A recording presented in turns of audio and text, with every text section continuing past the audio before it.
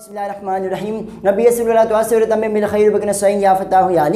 सबसे पहले याद रखिए इस बात का यकीनी तौर पर इल्म नहीं है कि उसूल शाशी के मुसन्निफ़ कौन है। उसूल शाशी के मुसन्निफ़ कौन है? हाँ, बाद उलमा कराम फरमाते हैं कि उसूल शाशी के मुसन्निफ़ निज़ामुद्दीन शमसी हैं और बाद उलमा कराम फरमाते हैं कि उसूल शाशी के मुसन्निफ़ अबू याकूब इसहाक़ इब्न इब्राहीम अल-खुरासानी शाशी हैं, जो कि खुरासान के गाँव शाश के रहने वाले थे। याद रखिए कदीम ज़माने के अंदर, पुराने ज़माने के अंदर समरकंद और बुखारा, अफ़गानिस्तान, ईरान का सारा इलाका खुरासान कहलाता था। तो आप खुरासान के गाँव शाश के रहने वाले थे, फिर आप मिस्र के अंदर मुंतकिल हुआ, वहाँ पर आपकी 325 हिजरी के अंदर इंतकाल हुआ। बिस्मिल्लाहिर्रहमानिर्रहीम। शुरू करता हूँ अल्लाह के नाम से जो बड़ा ही मेहरबान और रहम करने वाला है। अल्हम्दुलिल्लाह, तमाम तारीफ़ें अल्लाह तबारक ताला के लिए। अल्लज़ी, वो ज़ात आला जिसने बुलंद किया, आला युली ऐलान का माना होता है बुलंद करना, जिसने बुलंद किया मंज़िलतल मोमिनीन, मोमिनीन के दर्जे को बिकरीमी खिताब ही, अपने मुअज़्ज़ज़ खिताब के साथ। यानी जब भी रब ताला मोमिनीन से खिताब फरमाता है तो किस तरह फरमाता है? वअंतुमुल अअलौना इन कुंतुम मोमिनीन या अय्युहल्लज़ीना आमनू। व रफ़ा, और बुलंद किया दरजतल आलिमीना, आलिमीना उलमा किराम के दर्जे को, बिमानी किताबी ऐ बिफ़हमी मानी किताबी, अपने किताब के मानी के समझने के साथ। व ख़स्सा, और ख़ास किया अल-मुस्तंबितीना। याद रखिए इस्तिंबात कहते हैं कुरान हदीस के अंदर गौर व फ़िक्र करके मसला निकालने को इस्तिंबात कहा जाता है। तो कहते हैं वख़स्सा, और ख़ास किया अल-मुस्तंबितीना मुज्तहिदीन को, मुज्तहिदीन मुराद है, और ख़ास किया मुज्तहिदीन को मिनहुम उन उलमा किराम में से बिमज़ीदिल इसाबती ऐ बिसाबती ज़ायदती, ज़ायद दुरुस्तगी के साथ, ज़ायद दुरुस्तगी के साथ, व सवाबी और ज़ायद सवाब के साथ। याद रखिए यहाँ पर मुसन्निफ़ रहमतुल्लाह अलैह ने अल्लज़ी इसमें मौसूला के बाद 3 तरह के सिले ज़िक्र किए। अल्लज़ी इसमें मौसूला के बाद 3 तरह के सिले ज़िक्र किए, एक है आला, एक है रफ़ा और एक है ख़स्सा। आला कौन सा सीगा है? फ़ेल नाकिस वावी है, और रफ़ा क्या है? फ़ेल सही है, और ख़स्सा क्या है? फ़ेल मुदाफ़ है। ख़स्सा क्या है? फ़ेल मुदाफ़ है। तो देखो फ़ेल नाकिस को, फ़ेल नाकिस वावी को किसके लिए लेकर आए? मोमिनीन के लिए लेकर आए, और फ़ेल सही को उलमा किराम के लिए लेकर आए, और ख़स्सा फ़ेल मुदाफ़ को मुज्तहिदीन के लिए लेकर आए। देखो मोमिनीन के लिए फ़ेल नाकिस को लाकर इस बात की तरफ इशारा कर दिया कि मोमिनीन का जो दर्जा है वो उलमा किराम से कम है, और ख़स्सा फ़ेल मुज़ाफ़ मुज्तहिदीन की तरफ लाकर, मुज्तहिदीन के लिए लाकर इस बात की तरफ इशारा कर दिया कि मुज्तहिदीन के लिए क्या है? डबल सवाब है। मुज्तहिदीन के लिए डबल सवाब है। ख़स्सा क्या है? फ़ेल मुदाफ़ है। मुदाफ़ का क्या माना होता है? दुगना किया हुआ।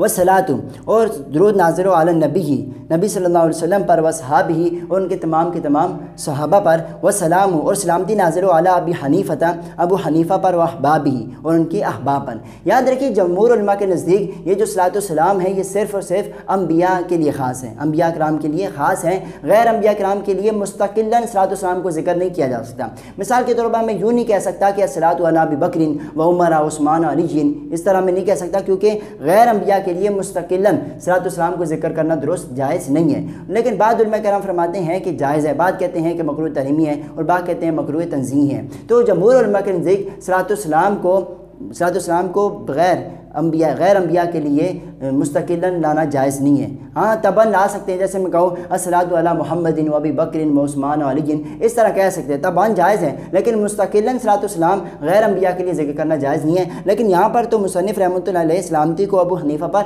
मुस्तकिलन लेकर आए, तो इनका मसलक भी यही था कि क्या है, ये क्या है, जायज़ है कि गैर अम्बिया के लिए भी सलात व सलाम को, गैर अम्बिया के लिए सलात व सलाम को मुस्तकिलन लाना क्या है, जायज़ है। और सलाम और सलामती नाज़िल अला अबी हनीफ़ा, अबू हनीफ़ा पर, व अहबाबी उनके अहबाब पर, यानी कि उनके जो तलामीज़ा हैं और उनके जो शयूख़ हैं।